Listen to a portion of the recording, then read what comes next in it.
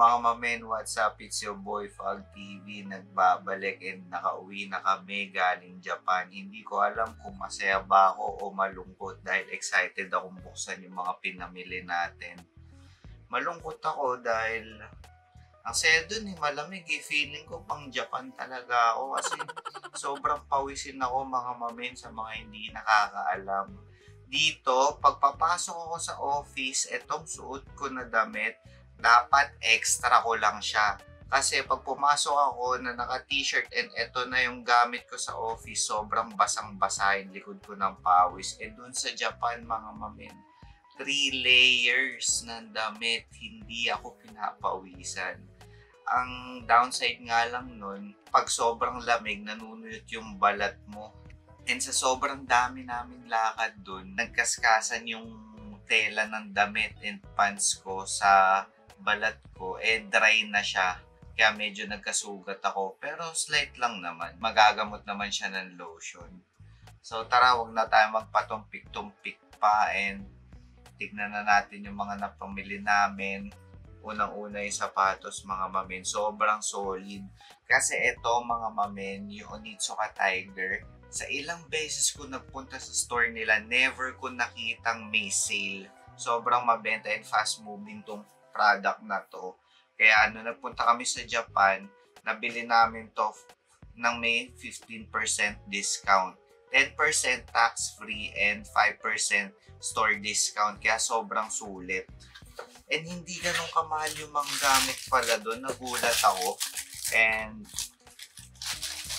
eto yung isa sa nabili namin. Christmas gift ko to kay Jess.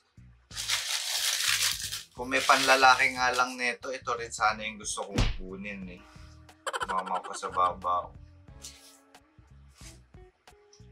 Look. So nakuha namin to for 14 or 15. And may Christmas gift din ako syempre sa nanay ko. Huwag natin kakalimutan yun.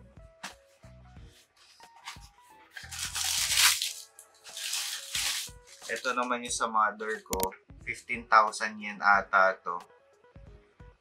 So all in all, nakita ko sa credit card ko itong dalawang sapatos na binili namin sa Onitsuka is 11,000 lang. So isipin nyo mga mamin, 11,000 Onitsuka. Last time na nagtingin ako dito sa Pilipinas sa store na Onitsuka, isang sapatos 9,000. And yung mga tigpa 5,000 ata nila in budget budget shoes, yun ata yung walang sintas and medyo matigas. And ito mga mamen, walking shoes to. Sobrang komportable panglakad and sa mga long walk. Ito, pang babae to. Pero sabi nila unisex naman daw eh. Ito yung sa mother ko and ito yung kay Jessica. And bumili pa si Jessica ng isa eh. Vomero yung isa mong binili, no? Pero yung Vomero niya, ginamit na niya dito sa Pinas. Siyempre, hindi na ako nakapag-vlog agad pag-uwi namin. Vlog agad ako sa higaan eh. Etong Vomero niya, mga mamin, 10% discount lang dahil walang discount si ABC Mart na additional. Pero isipin nyo mga mamen, 10% discount sa app mga mamen. May mga sale ang Vomero pero itong mismong colorway na to nakalagay is promo exclusion siya.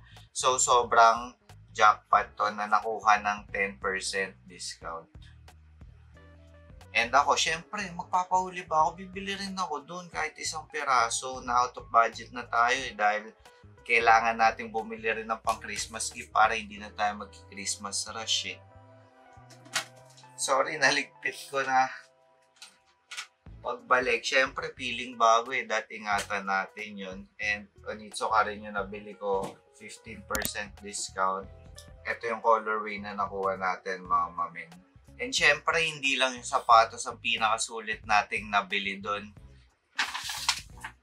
Sa mga nakakaalam and mga nakapunta na sa Japan. Itong Gio sa mga hindi nakakaalam mga mamin, cheaper version siya ni Uniqlo. Pero pag makita nyo yung quality ng mga damit, parang hindi naman cheap eh. Pero ang sabi ng friend ko na nasa Japan na nakatira, mas mabilis daw tong mag-bacon kesa sa Uniqlo na mga tela. Pero tignan natin kung magkakaganon ba yung mga binili natin. So sobrang mura ng GU mga mamin. Tignan nyo, sobrang daming binilin bag ng asawa ko. Ilan to? Bilangin natin. Ako hindi ko pa nabibilang sa totoo lang eh. 1. Ito pang everyday daw niya. Hindi ko alam kung gagamitin talaga niya to ah. Sobrang namurahan siya eh. 1. 2. Asan pa yung iba? Ayan, yung hawak mo. Yan. Bag to? Oh. Kala ko damit. Ayan ang handle. Ito. 3. Tatlo lang. Tatlo lang pala. Yabang ko pa. Tatlo lang pala. Pero sino ba namang gugustuhin na 3 bag? Ako, simula na naging mag-asawa kami, isa lang naging bag ko. Mag-boyfriend, girlfriend pa nga ata kami nun eh. Hindi pa kami mag-asawa. Yun lang nagamit kong bag. Tignan nyo to, 3 sa sobrang mura sa GU. Pero yung tela, okay naman eh, no? Oo naman. Para siyang better na siya ngayon ata. Yung G. Medyo better. Ito, mas gusto ko to. Mas bet ko to. And ito, ewan ko ano ba tawag dito. Purse ba to?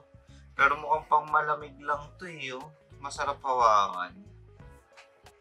Magkano mo lang nabili to? 2,000 yen. Wala pa yung discount niya na, guys. Yeah, that's the original price. Ito yung original price. Diba And yung ito, tag, 2,300 yen.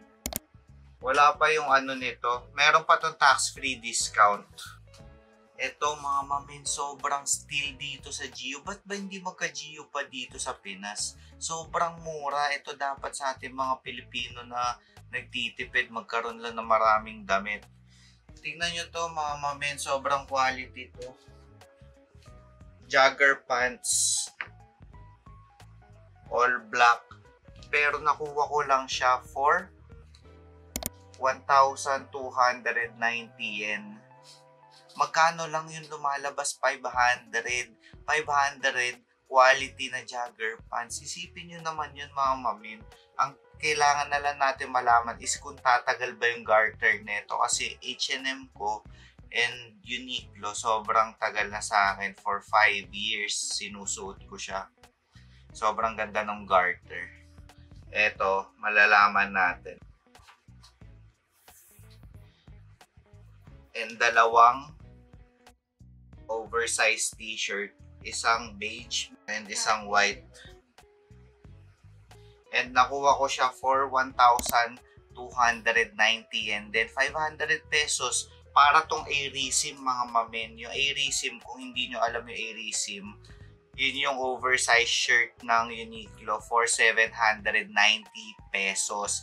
Ito, 1,290 yen. So, parang pumapatak lang siya ng 500, no? 500 to 530. So, ang laki ng mura niya. Almost 300 pesos compared to Uniqlo. And ito, syempre, sinabayan ko na rin ng isa pang oversized t-shirt, yung AirPods ko. Pang regalo ko sa Christmas. Ang isa pa palang maganda doon, mga mamin, itong baggy pants nila. Nagsisisi ako, binilan ko yung dalawa kong kapatid, pero ako hindi pa ako kumuha. Eto, tatayo ako para makita nyo lang. Alam nyo kung magkano to mga mamin? Nakuha ko lang to for 2,990. So, parang pumapatak lang na 1,100 or 1,200 ba? Hindi ako sure eh. Convert nyo na lang yung yen to peso. Tax-free na yon. So, isipin nyo mga mamin, naaalis pa to, nagiging short. Ito yung pinagsisisihan ko, kaya kung papanorin mo to, Win, pasabay. Ito yung sa kapatid ko, kay Pag Junior Gray, same sila. Kaya kayong mga mamin, pag pupunta kayo sa Japan and pumunta kayo sa GU, lahat ng kuminang sa mata nyo, kunin nyo na. Kasi hindi naman kayo makakabalik dun eh. Agad-agad. And wala pa sa Pinas yung GU. Kaya, sayang. Eto, yung skirt ng asawa ko. Nagtatanong sa akin, alin dito kukunin ko? Tinignan ko yung presyo mga mamin. 590 yen. Alam nyo kung magkano sa peso yon? Magkano yun? Hindi naman divided by 2 eh. Kasi Conservative na yun. 0.39 eh. So kayo na lang mag-convert. Dalawa yung pinakuha ko sa kanya kasi sobrang mura mga mamin. Ito yung skirt nyo.